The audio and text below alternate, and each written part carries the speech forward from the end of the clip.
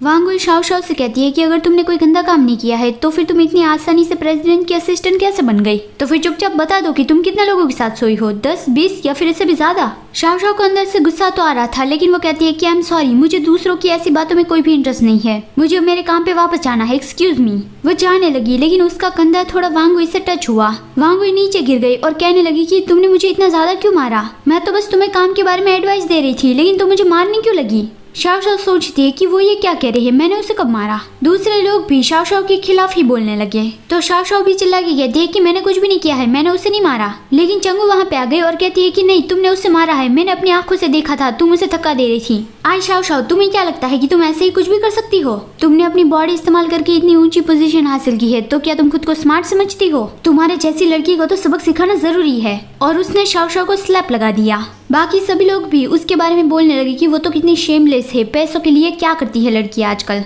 चंगू और वांगू एक दूसरे की ओर स्माइल करती है, मतलब कि हमारा काम हो गया, अब लीजा जरूर ही खुश हो जाएगी। शाओ शाओ सोचती है कि ओह, तो ये है ऑफिस पॉलिटिक्स, ये बहुत ही डिस्गस्टिंग है। और वो कहती है कि मैंने ऊंची पोजीशन हासिल करने के लिए मेरी बॉडी इस्तेमाल की है, लेकिन इससे तुम्हें क्या? तुम कौन होती हो मुझे जज करने वाली? एंड ऑफ कोर्स तुम कौन होती हो मुझे पनिश करने वाली? और ये बोलते हुए उसने चंगू को स्लैप लगा दिया। तभी कोई आ गया और कहा कि यहाँ पे क्या चल रहा है। सबने देखा कि ये तो जनरल मैनेजर है, तो सब लोग उसे रिस्पेक्ट दिखाने लगे। और वांगुई कहने लगी कि मैंने चलान, अच्छा हुआ कि आप आ गए। आज शाओ शाओ ने मुझे बिना कारण के मारा और अब मेरी कमर में बहुत दर्द हो रहा है, अब मैं काम नहीं कर पाऊंगी। लान्यू कहता है अगर ऐसी बात है तो फिर शाओ शाओ को थोड़ी बैड फीलिंग तो आने ही लगी थी कि शायद उसके साथ बुरा होने वाला है। लेकिन लान्यू ने वांगुई से कहा कि अब तुम्हें काम पे आने की जरूरत नहीं है। वांगुई शॉक्डली पूछती है कि इसका क्या मतलब है? लान्यू कहता है क्यों, क्या तुम्हें समझ में नहीं आया? You are fired. और फिर वो चला गया।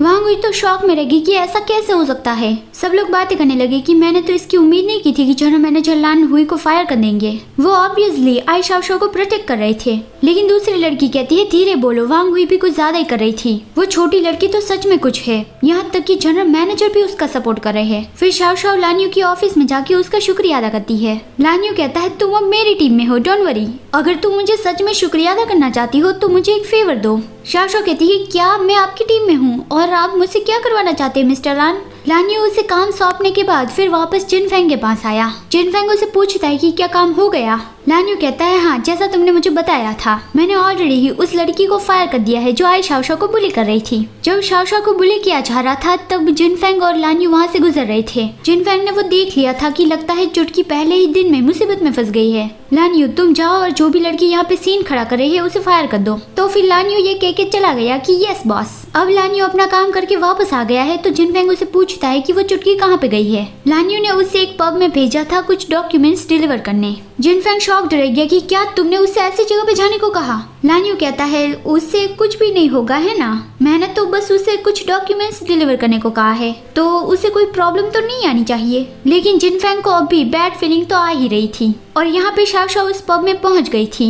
लेकिन उसे एक होस्टेस समझ लिया गया और उसे एक रूम में भेज दिया गया और कहा कि इसके तुम्हें बहुत अच्छे पैसे मिलेंगे, तुम्हें तो मुझे शुक्रिया अदा करना चाहिए। शाओ शाओ ने अंदर देखा तो वहाँ पे ऑलरेडी 18+ वाला काम चल रहा था। वो शॉक्ड रहेगी कि वो लोग ये क्या कर रहे हैं। वहाँ पे एक मोटा बुढ़ा बैठा हुआ था, उसका नाम था मिस्टर चैंग। उसे बताया गया कि ये एक नया फेस है जो मुझे एक्सीडेंटली मिल गया, तो मैं उसे आपके पास ले आया, क्या आप इससे सेटिस्फाई हो? शाओ शाओ को बैड फीलिंग आने लगी और मिस्टर चैंग ने शाओ शाओ की ओर देखा कि ये नया फेस है, मुझे बहुत ही अच्छा लगा, मैं बहुत ही सेटिस्फाई हूँ। उसने शाओ शाओ का हाथ पकड़ के अपने पास खींच लिया कि छोटी लड़की तुम ये काम कितने वक्त से कर रही हो? शाओ शाओ उसे दूर धक्का देती है कि ये आप क्या कह रहे हो, मुझे कुछ भी समझ में नहीं आ रहा है, डोंट टच मी। मिस्टर शैंग कहता है तुम ऐसा नाटक क्यों कर रही हो, तुम तो एक होस्टेस हो, बताओ मुझे तुम्हें कितने पैसे चाहिए? तुम जितना चाहती हो उतने मैं तुम्हें दूंगा।